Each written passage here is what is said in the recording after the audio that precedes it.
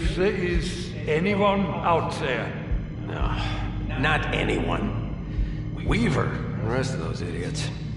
Who else would I be talking to?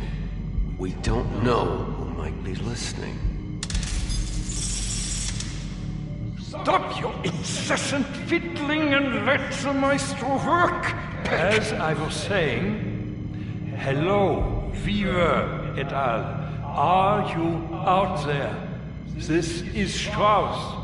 We are coming to you through my new inter-ether communicator. My inter-ether communicator? This is all my idea. And yet you needed me to build it?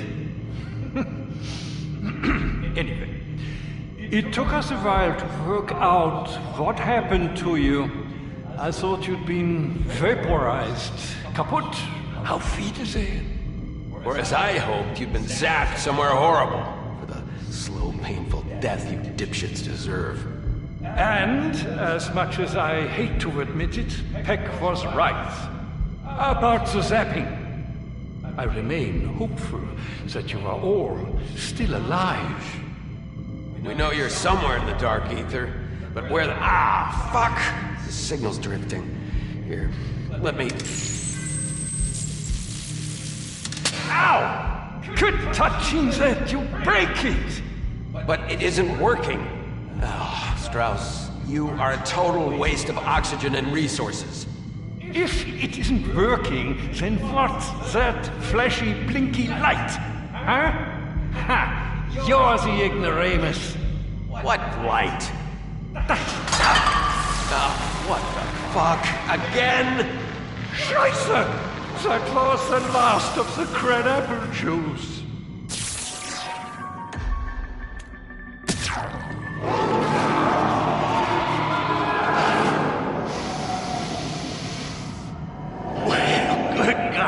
Damn, if that don't just kick like a mule. Now, where was I? Oh, yeah. On the run from the Northers. It weren't nothing staying ahead of them Yankees. But I knew it wouldn't be a minute before my own were combing the state. Dog catchers looking for survivors. Deserters. On the third day, I found some engine signs scratched into the earth, leading to a hollow at the foot of a hill. I figured there might be supplies stashed there, maybe even some food. Hell, if nothing else, it was a place to hide. Rest my bones a while. Now, there was some spoiled offerings scattered inside, and some jerky that didn't stink no worse than I did. After being on the run, it tasted just like heaven. Oh, I'm sorry. Am I boring you? Pay attention. And you might just live. I crawled deeper into the cave till there weren't no sunlight. And I slept the sleep of the righteous. Got no idea how long I was out, but I got woke by some crazy knife-waving heathen bitch jabbering at me in that brute tongue. She didn't want me there none. I shot her down. She'd come from further in, and I didn't want no more surprises, so down I went. After a couple of twists and turns, a strange purple glow from up ahead started lighting up the place. At the back of the cave, bubbling up from the bowels of the earth, there was a lake of tar. The surface was writhing with purple and blue patterns, giving off the light. I'd never seen nothing like it before. I reached out. I couldn't help it none. My fingers touched the oil, and it sucked me right in. And then spat me out here, in this realm of wonders. Now, some of you might even survive long enough to hear the next part.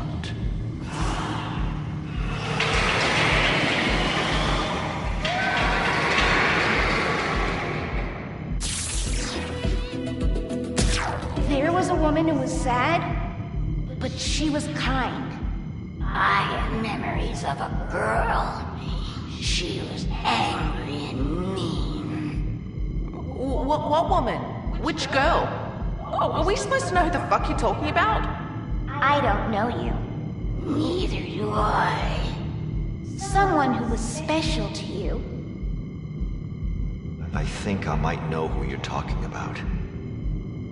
I was a lost little girl. I died for you. Stop it. This isn't funny. You're sweet, Lizzie. Maybe like us, you're all lost. Your former countrymen saw you as a traitor. How the... You were the brave and decorated soldier, stripped of his rank. What the... And you were so naive. But I'm proud of how far you've come. So, where do I fit in? I don't know. Do you ever wake from a dream and feel like you're still having a nightmare? I like it better when the opposite happens. Why do you speak in riddles? Do none of you know? This town does not feel like the places we explored when we first arrived in this realm. It isn't. You always were the most observant. The others would never have noticed. Right. I always knew there was something special about Takeo. Something feels different to the places we have visited before. It does not seem quite real. It was formed by a cataclysm. The absorption of powerful memories long ago. I have experienced times when the veil between worlds is thin, allowing other spirits to leave their mark. Sometimes the dark ether consumes something so huge, so unique, its arrival leaves a scar that changes the landscape forever. Oh, I know. What if we all just wish for everything to be better? Would that work? A long time ago, there was a scared little boy. I remember him too. But I think he grew up to be mean. Before this place, this time, soldiers much like you came together from different countries. They fought in a great war. I think they lost. Hey, babe? You there? Me and the slab of prime rib got some questions. You wish to know something of the Dark Ether? Wow. Okay, that is never not gonna freak me the fuck out. We've seen a bunch of places that have fallen, been pulled in from different times in the past. I don't know, maybe even from the future? And if I'm an example, different realities, timelines, shit, I don't know. Your kind have difficulties understanding the true nature of time.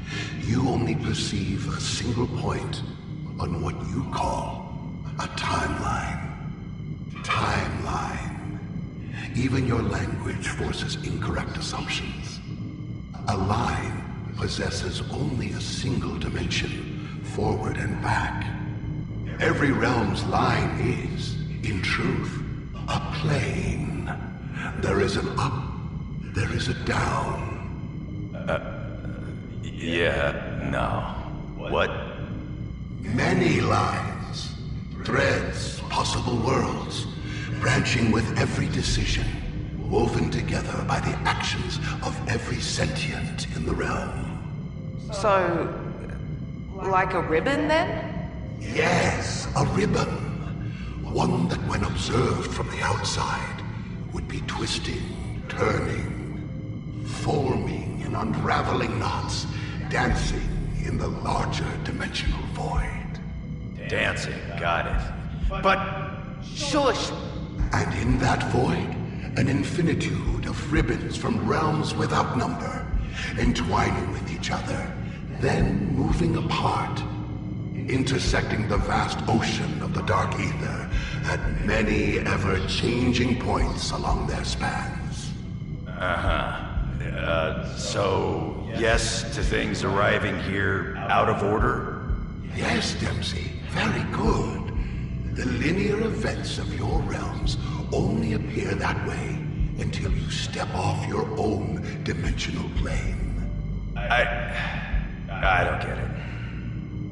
Yeah, it's not the only thing you're not getting. It really grinds my gears how smart he thinks he is. Unbelievable. How can you be so pretty and so very dense? Tank, he's in your head. He can hear you.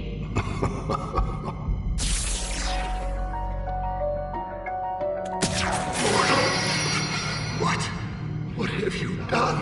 Hush now, devil. That's enough of your jawing. I should thank you, I guess. Couldn't have done this without you. This will not stand. My brothers and sisters. They won't do shit. You're gonna convince them to join us. And those that won't, well, we'll just grind them under heel. While I figure this out. Don't matter how long it takes. If what you say about time is true, then all of this dishonor, this defeat, all of this corruption, miscegenation, foulness assailing our culture, beliefs and traditions, the cowardice and incompetence of our military command, the weakness and impurity in our blood, it can all be undone, wiped away like nothing happened. And then I can rebuild it back the way it should have been. Why stop there? Sounds like there's a whole bunch of timelines that could use a little cleansing. After all, history and what it used to be. Isn't that right? Master.